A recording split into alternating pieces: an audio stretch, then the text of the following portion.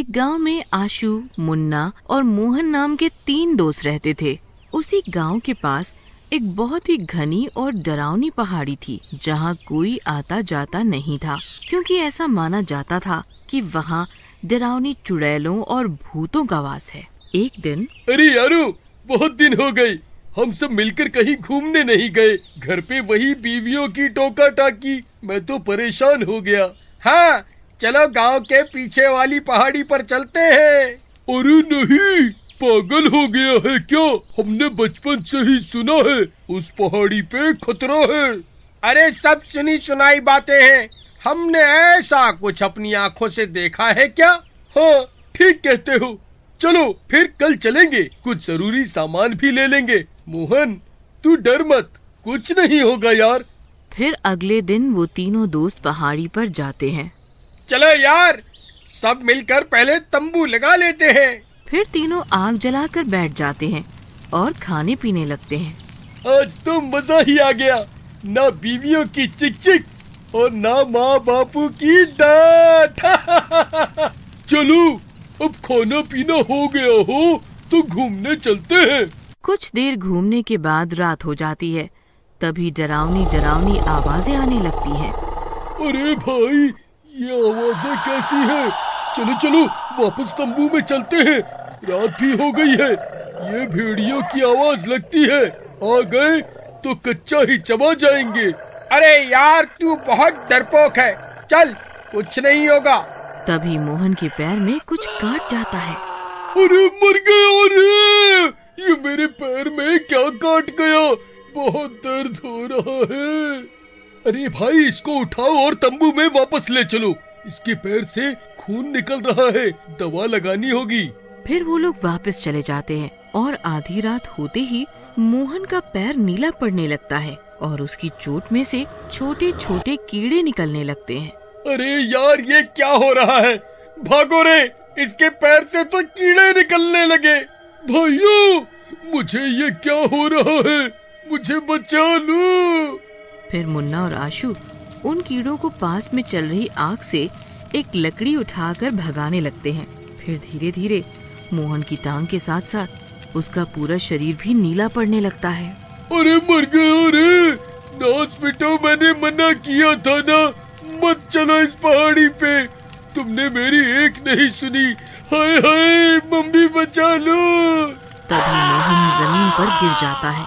नहीं मोहन भाई, उठो। मुन्ना, देखो इसे क्या हुआ, ये पूरा नीला पड़ गया है। मुन्ना भाई, लगता है ये तो मर गया। भाई, हमने यहाँ आकर गलती कर दी। अरे देखो, मोहन के शरीर में कुछ हलचल हो रही है। कुछ ही देर में मोहन शैतान बन चुका होता है और उठ जाता है। अरे भाई, ये तो उठ गया। मरने के बाद ये कैसे उठ सकता है भाई? मैं तुम्हें नहीं छोड़ूंगा।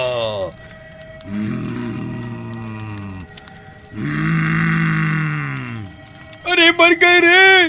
रे आशु, चल भाग, नहीं तो ये हमें भी मार देगा। अब ये शैतान बन चुका है। नहीं, मैं अपनी जान दे दूंगा, लेकिन इसे इस हाल में नहीं छोड़ सकता। मोहन, तू मेरा दोस्त है ना, तू ठीक हो जाएगा। लेकिन मोहन अब शैतान बन चुका होता है और उसकी नहीं सुनता। जैसे ही आशु उसके पास जाता है, मोहन उसके गले पर काट लेता है और जैसे ही मोहन आशु को काटता है, कुछ ही पलों में उसका रूप भी बदलने लगता है। मुन्ना भाई, दर्द हो रहा है, तुम भाग जाओ यहाँ से। मैं भी कुछ देर में इसी के जैसा ना बन जाऊं। जाओ, भाग जाओ। फिर मुन्ना रोता हुआ गांव की तरफ भागने लगता है। अरे भागो रे भागो, और वो दोनों अपनी शैतान जान भी बचाकर उसका भागो। पीछा करते हुए गांव तक पहुंच जाते हैं। फिर उन शैतानों को जो भी गांव वाला मिलता है, वो उसे भी पकड़कर काट लेते हैं। हाय रे, काट गवा रे, कम्मा खत का मारा। हाय रे, काट गवा, चबा गवा हमरा हाथ। ओहो, बहुत दर्द हो रहा है, बहुत दर्द हो रहा है। कोई बात नहीं, थोड़ी देर ही दर्द होगा, फिर तुम्हें बहुत मजा आएगा। फिर वो गांव वाली भी चुड़ैल बन जाती है और फिर सब शैतान गांव वालों के पीछे पड़ जाते हैं। सारे गांव में भगदड़ मच जाती है। हे भगवान, अब मैं क्या करूं? मोहन और आशु जिसे भी काट रहे हैं वो सब भी शैतान बनते जा रहे हैं। ऐसे तो सारा गांव ही शैतान बन जाएगा। फिर ऐसा बोलकर मुन्ना अपने घर भाग जाता है और दरवाजा बंद कर लेता है। फिर मोहन उसके घर का दरवाजा पीटने लगता है। मुन्ना की पत्नी राधा खिड़की से बाहर देखती है तो उसके होश ही उड़ जाते हैं। अजी, ये सब क्या हुआ? ये तो मोहन भाई है ना? ये शैतान कैसे बन गए जी? हाँ, ये शैतान कैसे बन गए? राधा, मुझे माफ कर दो। हम तीनों मिलकर पहाड़ी पर गए थे। वहीं पर मोहन भाई के पैर में कुछ काट गया और उसका ये हाल हुआ। अब वो जिसे भी काट रहे हैं वो भी उन्हीं की तरह बनता जा रहा है। अजी, आपको वहाँ नहीं जाना चाहिए था। चलिए, हमें अभी अपने पुरोहित जी के पास जाना होगा। उन्होंने ही मना किया था कि कोई इस पहाड़ी पे नहीं जाएगा, तो उन्हें उपाय जरूर पता होगा। हाँ, पर कैसे चलेंगे? बाहर तो मेरे सब ससुराल वाले खड़े हैं हमारा स्वागत करने के लिए। जाओ, तुम ही खातिरदारी करवा लो जाके। आपने ही अपने दोस्तों को इस मुसीबत में डाला है ना, अब आपको ही इन्हें इस मुसीबत से निकालना होगा। हाँ, ठीक कह रही हो। चलो बताओ, फिर क्या तरकीब है? ये देखिए, मेरे पास ये नकली भालू के कपड़े हैं। कल राजू के स्कूल में नाटक है ना, उसी के लिए मैं ये लेकर आई थी। इसे पहनकर हम चलते हैं। अगर किसी ने काटा भी तो मुखौटा या इन मोटे कपड़ों पर ही काटेगा, हम बच जाएंगे। वाह वाह मेरी राधा रानी, तू बचा ले बस। तुझे तो मैं पूरी दुनिया की सैर करवाऊंगा। बस बस, अब रहने दो जी।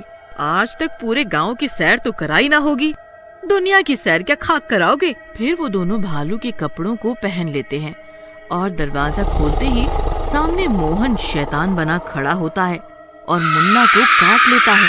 अरे नहीं नहीं, मर गया रे। अजी, ज्यादा नाटक मत करो, जल्दी चलो, आपको कुछ नहीं होगा। फिर मुन्ना मोहन को धक्का देकर राधा के साथ भागता है और भागते भागते वो दोनों पुरोहित के गांव पहुंच जाते हैं और मुखौटा हटाते हैं। पुरोहित जी, दरवाजा जल्दी खोलिए। कौन है?